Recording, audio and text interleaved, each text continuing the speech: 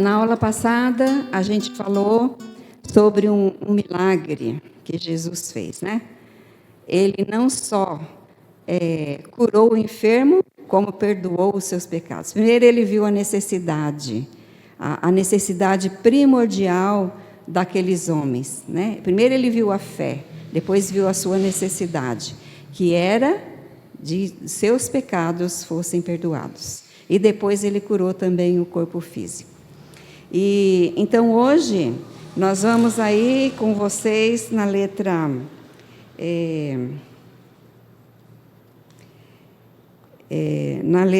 só que eu vou fazer uma introdução, né? Antes de tudo.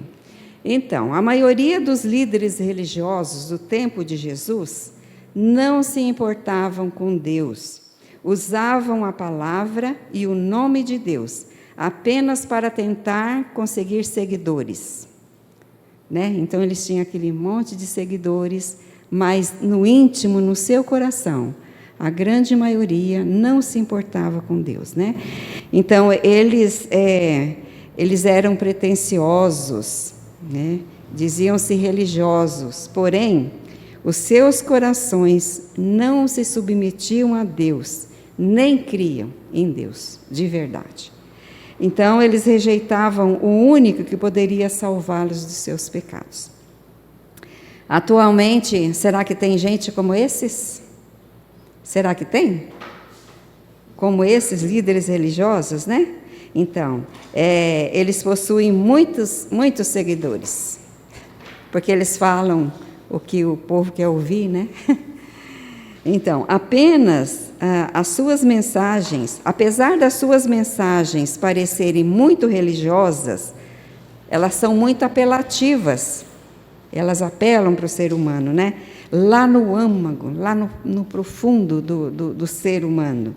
Isto é, no fundo, eles não trazem a verdade, mas eles trazem uma mentira, né? E como falam que o povo quer ouvir, por exemplo, sobre cura, sobre ficar rico, sobre tantas outras coisas, né? Que agrada o ser humano, então eles têm muitos seguidores. Alguns, como os fariseus, dizem às pessoas que todos irão para o céu, se fizerem o que é certo. Ah, se você vier aqui na minha igreja. Ah, se vocês fizerem isso, aquilo, né? Outros dizem que todos irão para o céu, não importa o que façam ou digam, né? E que Deus é amor, e que nós só precisamos amar as pessoas. E aí nós vamos para o céu, e fazer coisas boas, né? Mas estudando a Bíblia, nós podemos saber com certeza o que Deus diz. Então, não é bem assim, né? Coincidentemente, aqueles que estão introduzindo pessoas a se afastarem de Deus, geralmente podem ser identificados pelo fato, como que a gente sabe? Eles distorcem a palavra de Deus, eles ignoram, rejeitam ou acrescentam algo à palavra de Deus que a palavra de Deus não está dizendo. A gente pode lembrar muito bem de Satanás lá no Jardim do Éden, né? Quem teve aqui nos começos, nas primeiras lições, né? Então, tanto lá no Éden, com Eva e com Adão, como lá no deserto com Jesus, né? Ele ainda tenta fazer o mesmo conosco hoje. Jesus derrotou Satanás usando o que mesmo? A palavra de Deus. E nós precisamos aprender a fazer o mesmo, sempre usando a palavra de Deus, não permitindo que nada seja acrescentado e que nada seja tirado da palavra de Deus, né? Então nós precisamos ter em mente essas coisas. Então agora nós vamos para a letra B, que aí letra F, não na letra B, não, é letra F. D? É a letra F. Nós paramos na letra F. Então, vamos ler. O nosso texto de hoje é como Deus chamou os seus discípulos, como Ele trouxe para si. E nós vamos ver agora uma pessoa muito interessante, né? Que Jesus chamou uma pessoa pouco provável, né? Era um improvável para ser um discípulo de Jesus. Então, vamos lá, Marcos. Marcos 2, 13 e 14. Vamos ler junto para a gente ficar animado? De novo saiu Jesus para junto do mar, e toda a multidão vinha ao seu encontro, e ele os ensinava.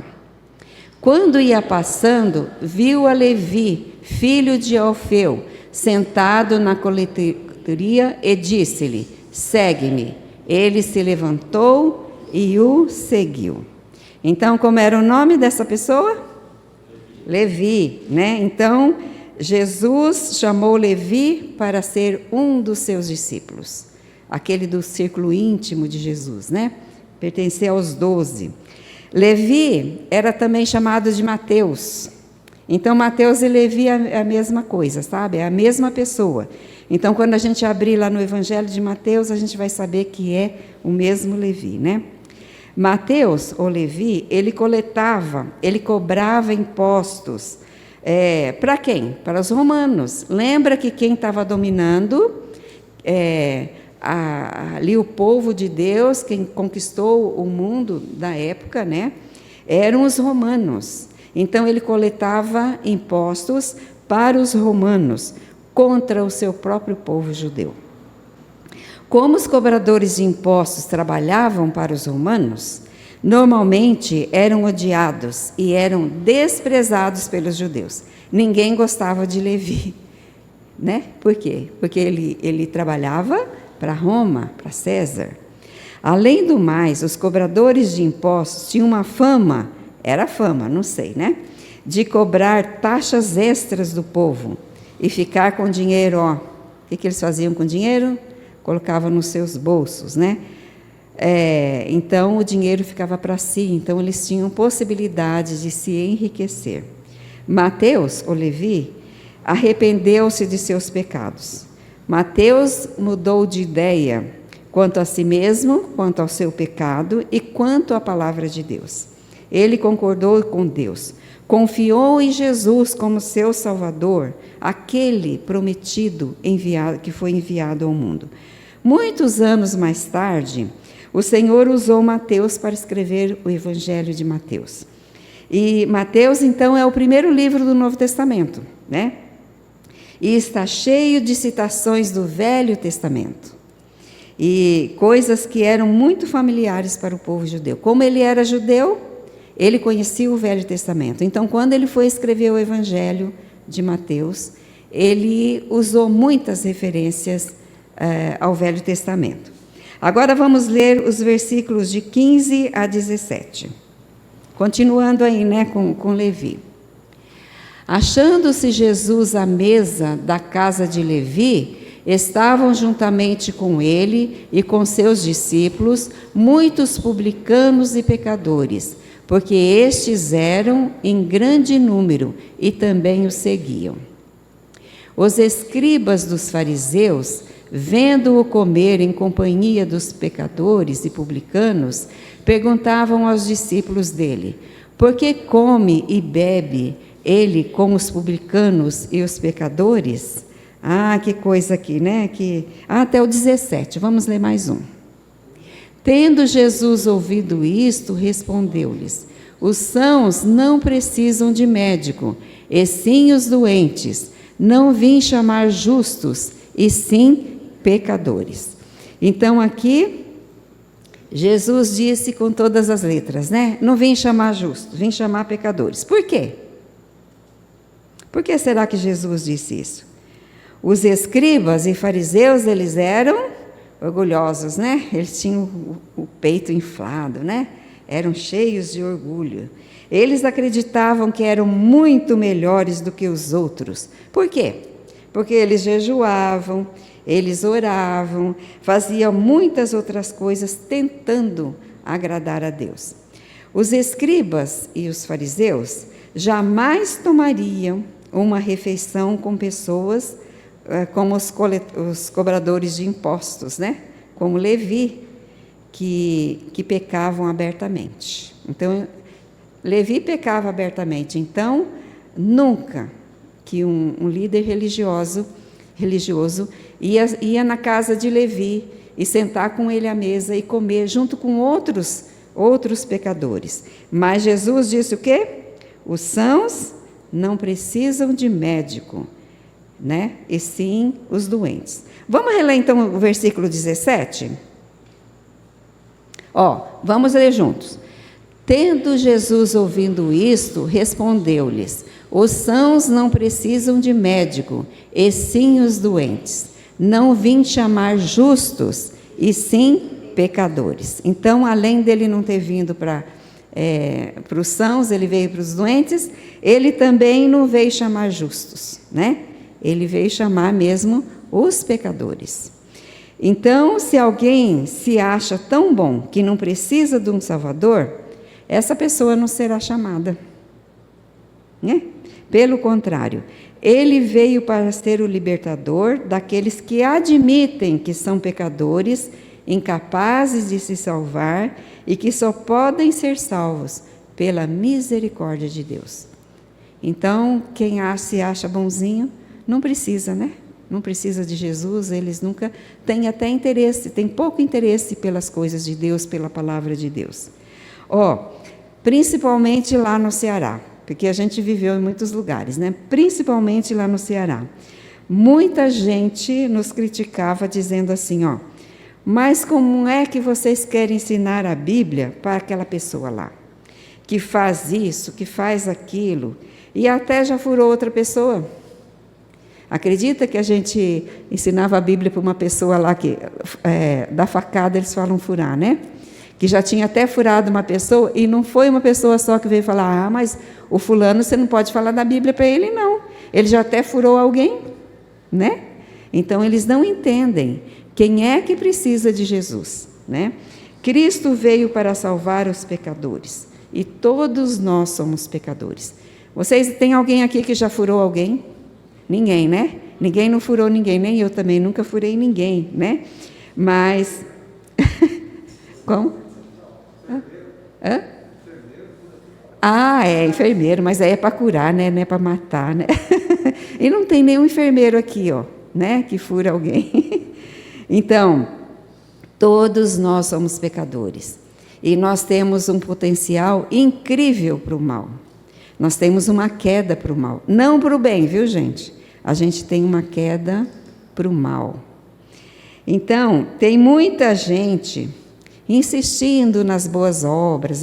Mas eu sou bonzinho, né? Então, eu sou melhor que o plano de Deus para a minha salvação. Eu não preciso do plano de Deus, eu sou melhor do que o plano de Deus. Então, essas pessoas nunca serão chamadas, né? Agora vamos para a letra D, continuando aqui nosso estudo. Agora, nós vamos ver capítulo 3, versículos de 1 a 7. Agora, é Marcos. Oi? Letra H, isso mesmo. O plano perverso dos fariseus. Então, vamos lá. Marcos 3, de 1 a 7. De novo entrou Jesus na sinagoga e estava ali um homem que tinha ressequido uma das mãos. E estavam observando a Jesus para ver se o curaria em dia de sábado, a fim de o acusarem. E disse Jesus ao homem da mão ressequida: vem para o meio. Então lhes perguntou: é lícito nos sábados fazer o bem ou fazer o mal, salvar a vida ou tirá-la? Mas eles ficaram em silêncio. Olhando-os ao redor, indignado e condoído com a dureza do seu coração, disse ao homem: estende a mão. Estendeu-a e a mão lhe foi restaurada. Retirando-se os fariseus, conspiravam logo com os herodianos contra ele, em como lhe tirariam a vida. Retirou-se Jesus com os seus discípulos para os lados do mar. Seguia-o da Galileia uma grande multidão também da Judéia. Então aqui nós vimos que os fariseus, e outros líderes religiosos rejeitavam o ensino de Jesus, o Salvador. Então Jesus, tem um mapa aí? Tem um mapa aí com vocês, Vamos ver então onde ficava o Mar da Galileia, ou o Mar de Tiberíades, tá? Ele era chamado também Mar de Tiberíades. Por que Tiberíades? Era uma referência a Tibério, um homem de lá, Mas era também chamado de Mar da Galileia. Não tem?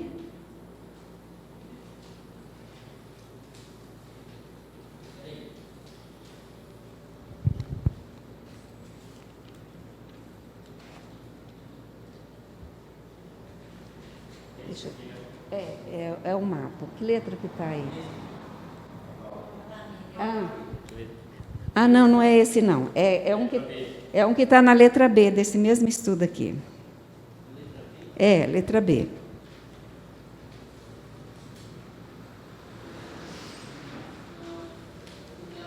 Não está?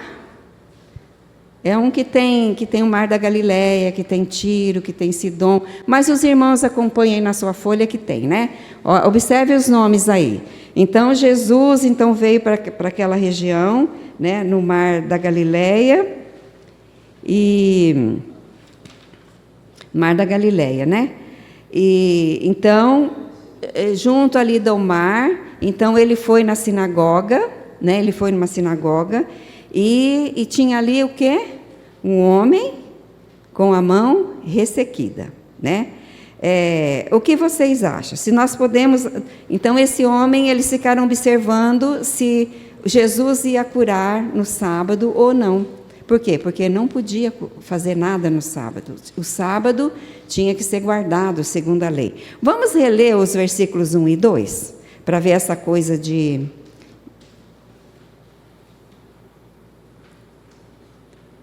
De novo entrou Jesus na sinagoga e estava ali um homem que tinha ressequida uma das mãos. E estavam observando a Jesus para ver se o curaria em dia de sábado, a fim de o acusarem. Então o que eles ficavam fazendo ali, observando Jesus? Para pegar ele em alguma falta. Então eles ficaram observando, será que ele vai curar esse homem no dia de sábado? E a gente pode matar ele, porque ele tá transgredindo a lei, que não pode trabalhar no sábado, A lei diz que não é para trabalhar no sábado. Mas o sábado foi feito para beneficiar o homem. Não traz nenhum benefício para Deus. O que a gente guardar o domingo, no nosso caso aqui, guardar o domingo traz benefício para Deus? Nenhum. Para quem é beneficiado? Nós, que precisamos do descanso, que precisamos ter um dia de descanso, de adoração a Deus, de nos lembrarmos de Deus, de nos reunirmos juntos aqui, O que você acha? Nós podemos ajudar alguém no dia de sábado? Será que estamos agindo de maneira correta? Ajudar alguém num domingo? Será? Será que nós não estamos transgredindo a lei, não? Né? Mas nós estamos fazendo o que é certo, porque Jesus fez isso, né? Então, agora nós vamos para a letra I, e vamos ler os versículos de 3 a 5. E disse Jesus ao homem da mão ressequida: vem para o meio. Então lhes perguntou: é lícito nos sábados fazer o bem ou fazer o mal, salvar a vida ou tirá-la? Mas eles ficaram em silêncio. Olhando-os ao redor, indignado e condoído com a dureza do seu coração, disse ao homem: estende a mão. Ele, estendendo-a, e a mão lhe foi restaurada. Então Jesus curou aquele homem, a mão daquele homem, apenas falando. Quando Deus criou o mundo, como é que foi que ele fez? Falando, né? Então, e fez tudo apenas falando, ordenando para que as coisas viessem à existência. E Jesus é Deus, ele não estava lá na criação? Ele estava lá na criação, né? Da mesma forma que ele ordenou que as coisas, haja luz, por exemplo, e a luz veio a existir, ele ordenou a mão do homem, ele ordenou e a mão do homem foi completamente restaurada. Mas algumas pessoas acham que guardando a lei poderão obter a salvação. Será que se a gente guardar a lei a gente vai obter a salvação? Né? Mas a lei foi dada para ajudar as pessoas a verem que estão erradas, não é? Então, ela não faz nada para resolver o nosso problema de pecado. A lei não faz. Não adianta a gente querer guardar a lei. Para começar, a gente não consegue, né? Só Jesus conseguiu guardar a lei. Então, mas lembra, a lei é como um espelho. Que a gente olha, né, Nina? Vê que a boca está suja de molho aqui, mas o espelho limpa? O espelho vai lá e limpa a boca da gente? Não, ela só mostra onde está a sujeira, né? E a lei é também igual a um raio-x. Quando a gente quebra o braço, vai lá, tira o raio-x, mostra que está quebrado. Mas ele restaura o braço quebrado? Não, o raio-x não restaura. A lei é a mesma coisa, né? A lei é como um raio-x e a lei é como um espelho, que somente mostra onde está quebrado, onde está fora do lugar, onde está desmantelado, né? Onde estiver desmantelado, a lei só mostra, ela não sara aquilo, né? Mas ela não pode colocar nada no lugar, não pode consertar o quebrado. O sábado era para o homem descansar e se lembrar de Deus. Os fariseus não gostaram de jeito nenhum que Jesus curou no sábado. Então, agora vamos ver o que eles fizeram, né? O versículo 6, na letra J de vocês aí, ó. Os fariseus e os herodianos tramaram a morte de Jesus. Então, vamos ler Marcos 3, 6. Retirando-se os fariseus, conspiravam logo com os herodianos contra ele, em como lhe tirariam a vida. Então, eles se juntaram para conspirar, para achar uma maneira de matar Jesus, né? Mas aí fala que os fariseus conspiravam com os herodianos. Fariseus a gente sabe que é, porque a gente já estudou aqui, né? Mas e os herodianos? Quem sabe dizer quem eram os herodianos? Os herodianos eram seguidores do rei Herodes. E quem era esse rei Herodes? Quando Jesus nasceu, tinha o rei Herodes que tentou matar Jesus, né? E na tentativa de matar Jesus, ele matou todas as crianças de 2 anos para baixo. E esse Herodes aqui é o filho daquele Herodes. Que aquele Herodes que tentou matar Jesus, quando ele nasceu, já tinha morrido. Agora, esse outro Herodes estava tentando matar a Jesus agora, né? Imagine só, um homem sendo curado num sábado, num dia santo. Imagina, como é que pode curar uma pessoa num dia santo? Não pode, né? Então, eles achavam que Jesus estava errado. Então, eles tinham que matá-lo. Mas, qual é o 6º mandamento? Não matarás. Então, eles achavam que Jesus ter curado no sábado era pior do que matar, né?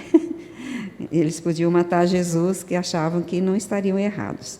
Então, por raiva, por inveja, eles queriam matar Jesus, pois ele estava tirando os seus adeptos. Muita gente estava crendo em Jesus, então estava perdendo os seus adeptos. Então, nós vamos ler de novo o versículo 6 e vamos ler junto o versículo 7. Vamos ler juntos? 6 e 7. Retirando-se os fariseus, conspiravam logo com os herodianos contra ele, em como lhe tirariam a vida. Retirou-se Jesus com seus discípulos para os lados do mar. Seguia-o da Galiléia uma grande multidão também da Judéia. Então, aqui a gente viu que muitas pessoas seguiram a Jesus. A Bíblia diz que Jesus é o Senhor do sábado, né? E ele é sobre o sábado, ele está acima do sábado. Então, nós temos que crer nele, porque ele está acima do sábado, né? Então, grandes multidões seguiram a Jesus, como a gente viu aqui, né? Vamos ver os versículos 7 e 8 novamente. Retirou-se Jesus com seus discípulos para os lados do mar. Seguia-o da Galiléia uma grande multidão, e também da Judéia. Então, aquela região toda vizinha ali, vinham seguir Jesus, né? E ver o que Jesus estava ensinando, e também para ser curados das suas enfermidades, né? Então, a gente não tem um mapa, mas vocês podem olhar aí, né? Onde está Jerusalém, onde está o Rio Jordão, onde está o Mar da Galileia, onde está Tiro, Sidom, né? Então, a gente não tem aqui, mas vocês têm aí em mãos, né? Então, agora nós vamos ler os versículos 9 e 10. Vamos ler junto? Para ninguém dormir, né? Então, recomendou a seus discípulos que sempre lhe tivessem pronto um barquinho, por causa da multidão, a fim de não o comprimirem. Pois curava a muitos, de modo que todos os que padeciam de qualquer enfermidade se arrojavam a ele para o tocar. Então, Jesus ensinava as pessoas na praia, ali no Mar da Galileia, né? Na verdade, era um lago, então chamado Mar da Galileia. Havia tantas pessoas esperando para tentar aproximar de Jesus, que Jesus disse aos seus discípulos: deixa um barquinho posto ali, porque as pessoas comprimiam Jesus, né? Então tinha que ter sempre um barco à disposição. Jamais houve alguém como Jesus. Ele é maior do que todos. Até mesmo aqueles que tocavam em Jesus, crendo que seriam curados, foram curados imediatamente. De qualquer doença ou só algumas doenças? De qualquer doença, como aquele homem da mão ressequida, né? Vocês lembram, na aula passada aqui que a gente estudou aqui, sobre por que Jesus fazia os milagres? Qual era a intenção dos milagres? Além de aliviar o sofrimento da pessoa doente, qual que era o objetivo? Mostrar que Jesus era o Messias prometido. Por quê? Porque ninguém podia fazer aquelas coisas se não fosse de Deus. Então, Jesus fazia os milagres comprovando que ele era o Messias. Então, os milagres autenticavam a mensagem de Jesus, tá? Então, os milagres autenticavam, porque ninguém podia fazer aquelas obras. Agora, vamos para a letra M. Os espíritos maus conheciam a Jesus. Marcos 3, 11 e 12.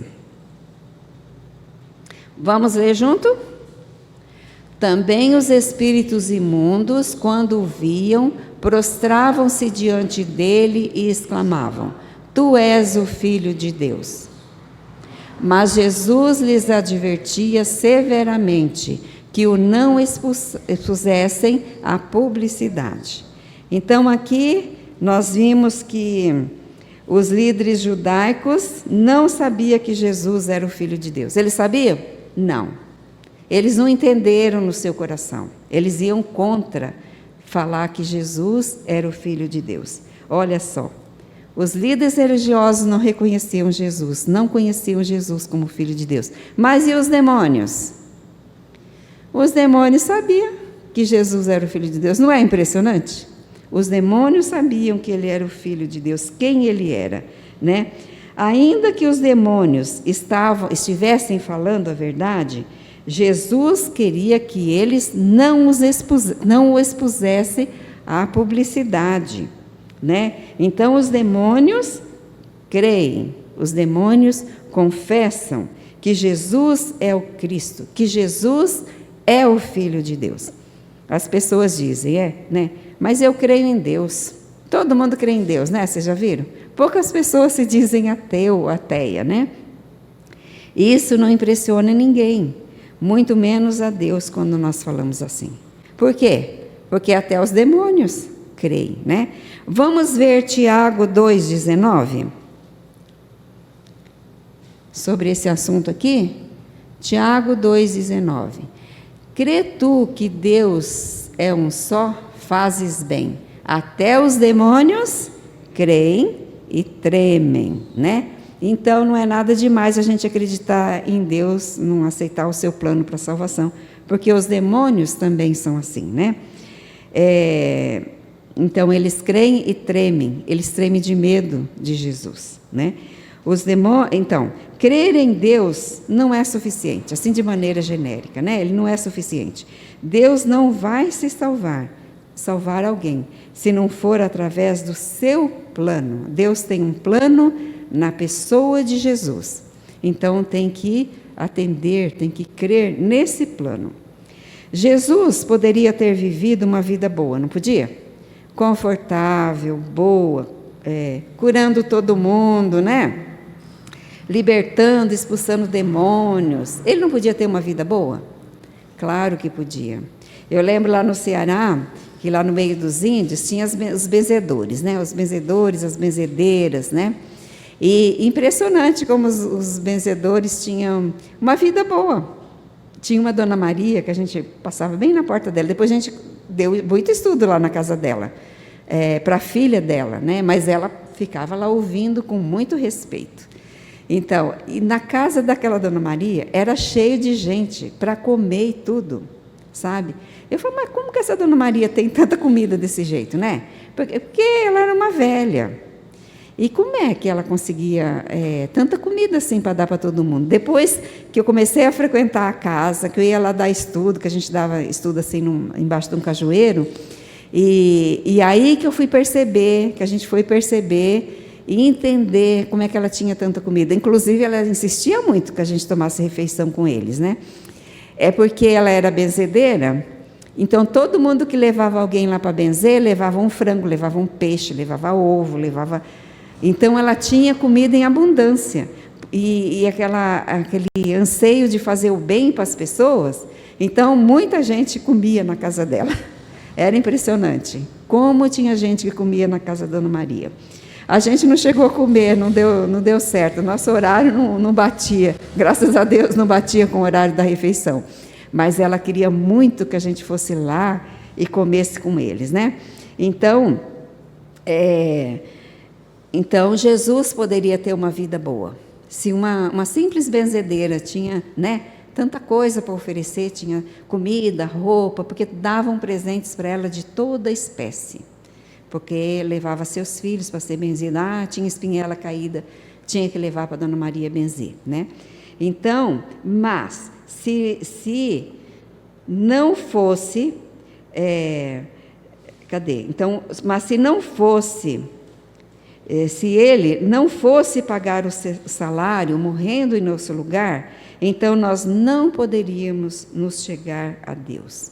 Então, se Jesus tivesse uma vida boa, se ele só curasse os enfermos, se ele só expulsasse demônios, né, tivesse uma vida boa, mas ele não pagasse o salário do pecado, que é a morte no nosso lugar, o ministério dele não ia valer de nada, né? Não ia nos salvar.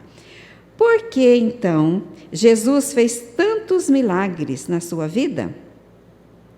Ele quer que reconhecemos que ele é o único meio de nos chegarmos a Deus.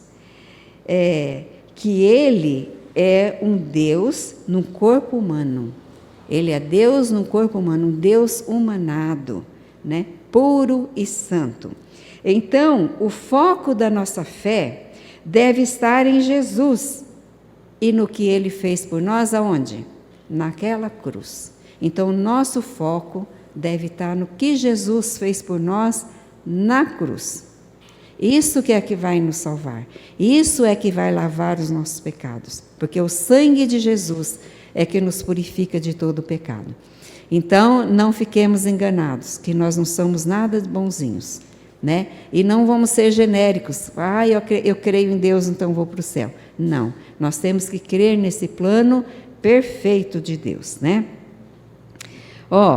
Como com Abraão, a maldição de morte que estava sobre Isaac, lembra da história de Isaac? Que estava sobre Isaac, seu filho, Deus mandou o que no lugar?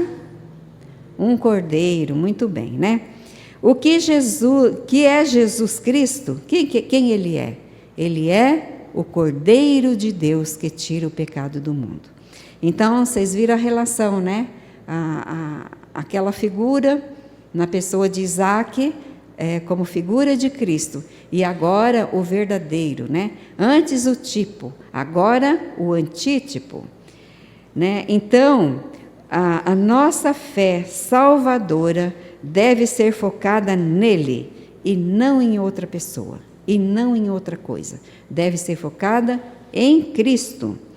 Mas essas pessoas aqui, né, da nossa história aqui, não aceitaram Jesus Cristo como sendo o Cordeiro de Deus, principalmente os líderes religiosos. Aceitaram ele para ser o Salvador da pátria, né?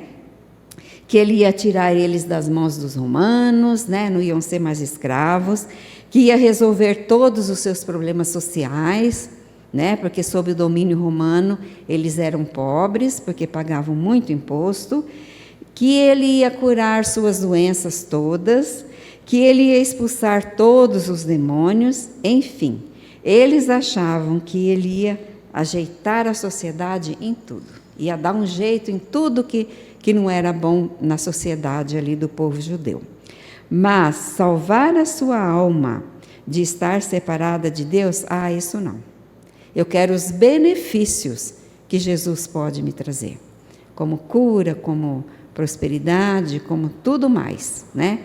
Mas não dele de resolver o meu problema de separação de Deus. Então, por precisar de um Salvador, não, isso não, né? Então, agora vamos ver Marcos 3,12.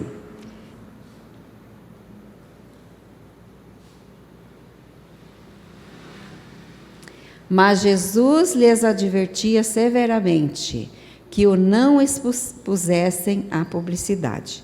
De quem que Jesus está falando aí? Dos demônios. Porque o que os demônios diziam? Que ele era o Filho de Deus, né? Então, os demônios sabiam quem ele era. Mas Jesus não queria ser conhecido através da fala dos demônios. Olha só, né? Então, ele não queria que as pessoas crescem nele por causa do que os demônios diziam. Então, Jesus queria que as pessoas reconhecessem, através do seu ensino, que eram pecadores e que precisavam dele como Salvador. Então, onde é que nós vamos buscar o conhecimento de Jesus para nós sermos salvos? É aqui, na sua palavra. lendo, observando, estudando, né? E vamos fazer uma comparação. Deus não precisa operar milagres para que creiamos nele. Aliás, bem-aventurados que não viram e creram, né? Ele espera que creiamos por causa do que ele escreveu na Bíblia, por causa do que ele fez na cruz, né? E não pelo que dizem por aí distorcidamente. Tá bom? Então, que Deus nos abençoe e que na próxima... Ah, não, ainda tem, né? A escolha dos 12.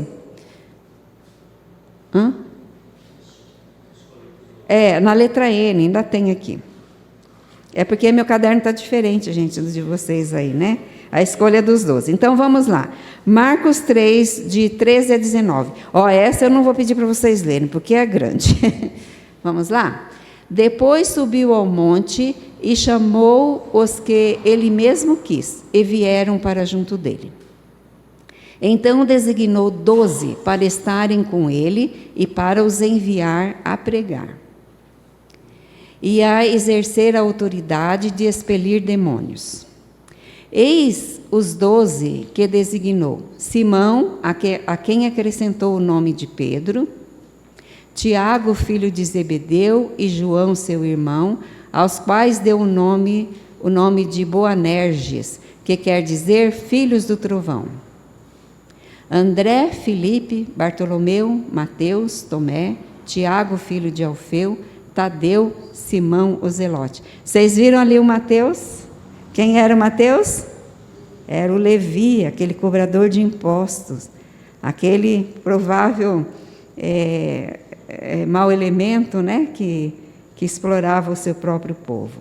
Então, Jesus escolheu um grupo de 12 para estar com ele, para que ele pudesse enviar para pregar o evangelho depois que ele morresse, né? Então, Jesus teve muitos discípulos, muitos alunos que o seguiam, a fim de aprenderem e ouvirem a mensagem de Deus. Do grande grupo de seguidores que Jesus tinha, agora ele separou 12 para tornarem seus discípulos, seus alunos especiais, a fim de ajudá-lo no ministério de ensino, de cura e também de expulsar demônios. Então, esse grupo de 12 iam ajudar Jesus, né? Jesus planejava treinar esses homens para serem seus apóstolos ou representantes especiais. Nós, quando queremos anunciar Jesus, quando queremos seguir Jesus, quando queremos passar a mensagem de Jesus a outras pessoas, nós precisamos também de treinamento, né? Nós precisamos de nos treinar com a palavra de Deus para a gente poder transmitir a palavra de Deus. Então, Jesus planejava treinar esses homens, né? Então, eles iam ser seus apóstolos, seus representantes especiais. Algumas vezes, a Bíblia refere-se a esses homens assim, os 12, os discípulos, os apóstolos. Vocês devem estar lembrando que Jesus chamou Levi, né, Mateus, lá na coletoria de imposto. Então Levi o seguiu. Em maioria, esses 12 a quem Jesus escolheu, eles não eram muito instruídos, não eram gente muito inteligente e cultos, né? Eles não eram, né? Também não eram ricos. Alguns deles eram pescadores. Antes de seguir Jesus, eles eram pescadores. Mas eles viram o valor de crer e de aprender com o Salvador Jesus, a quem Deus enviou ao mundo.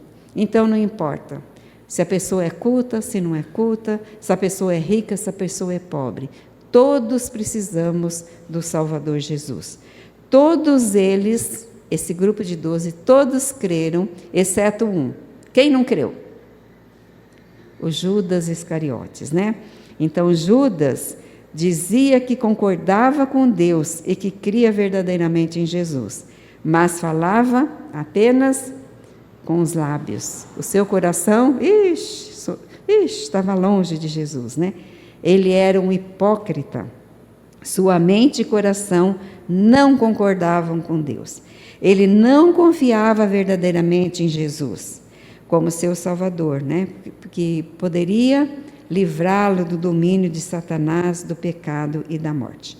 Então, os outros 11 discípulos sabia que Judas ia ser o traidor, que Judas não cria? Não, eles nem imaginavam, né?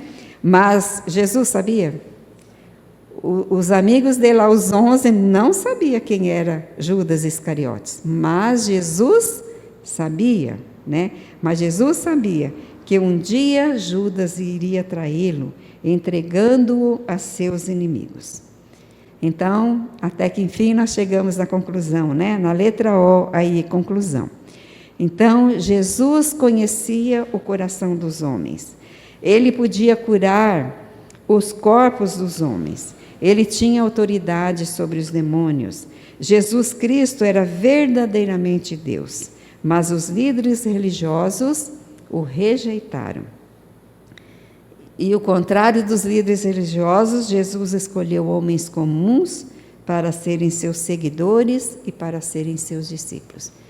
Às vezes, quando eu era garota, assim, eu pensava assim, não, mas eu sou tão insignificante, né? Como é que Jesus me escolheu? Como é que eu posso crer em Jesus? Como é que Jesus pode me salvar? Uma pessoa como eu, tão tímida, tão, né, assim, sem expressão, como é que Jesus pôde me salvar, né? Então, ele queria fazer o mundo inteiro saber que ele tinha vindo para salvar os homens, para salvar as mulheres, para salvar as crianças do domínio de Satanás e da pena dos pecados. Ele sabia que um dos seus próprios discípulos, um dia, iria traí-lo, entregando-o à morte. Então, que nós sejamos desse grupo que crê, né, verdadeiramente que crê, e que propaga, né, essa palavra verdadeira. Vamos ter um momentinho de oração. Qualquer irmão que foi abençoado com o estudo de hoje, quiser fazer uma oração, que faça nesse momento, então.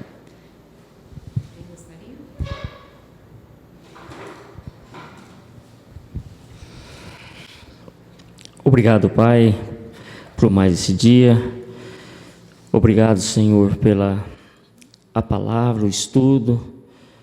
Que o Senhor venha, ó Deus, cada dia mais dar-nos sabedoria, entendimento, ó Deus, e nos capacitar, ó Pai, para que nós possamos também falar da Tua palavra, aqueles que não Te conhecem, ó Deus, que são tantos, ó Pai, mas que o Senhor há de fazer com que a Tua palavra possa chegar ao coração daqueles que ainda não Te aceitaram, que estão perdidos, ó Deus, pelo mundo. Deus, abençoa, Pai, a minha família, meus irmãos, ó Pai, alguns que ainda Te rejeitam, que não escutam, ó Pai, a Tua palavra, que o Senhor possa tocar no coração deles também, Pai. Deus, obrigado pela vida da Dona Miriam, pela vida de Socilas, ó Pai, que se dispõe, que tem, ó Pai, o interesse, ó Deus, de falar, ó Deus, ensinar a nós. Fica conosco, ó Pai. Perdoa, Senhor, os nossos pecados. Aumente, ó Pai, a nossa fé para contigo. Tudo isso, ó Deus, eu te peço e te agradeço. No nome de Deus, no nome de Jesus Cristo. Amém, Senhor.